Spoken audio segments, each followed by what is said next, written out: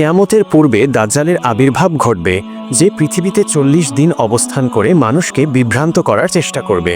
এটি কেয়ামতের অন্যতম বড় আলামত। ইলম উঠিয়ে নেওয়া হবে, অর্থাৎ জ্ঞান কমে যাবে এবং অজ্ঞতা বৃদ্ধি পাবে। অধিক পরিমাণে ভূমিকম্প, ঘন ঘন ভূমিকম্প হতে থাকবে। সময় সংকুচিত হয়ে আসা, সময়ের বরকত কমে যাবে এবং দ্রুত সময় চলে যাবে। ফিতনা প্রকাশ পাবে, বিভিন্ন ধরনের বিশৃঙ্খলা ও ফিতনা ফাসাদ দেখা দেবে। হারজ বৃদ্ধি পাবে। হারজ অর্থ হল খুন খারাপি ও হত্যাকাণ্ড বেড়ে যাবে। ধন সম্পদ বৃদ্ধি পাবে, মানুষের কাছে প্রচুর ধন সম্পদ আসবে যা উপচে পড়বে।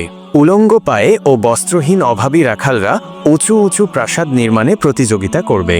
কোরআনে আল্লাহ তাআলা বলেছেন, কেয়ামত অবশ্যই আসবে, এতে সন্দেহ নেই, কিন্তু অধিকাংশ লোক বিশ্বাস স্থাপন করে না। সূরা গাফির -59। মনে রাখা উচিত যে কেয়ামতের এই আলামতগুলো আল্লাহর ইচ্ছায় সংঘটিত হবে।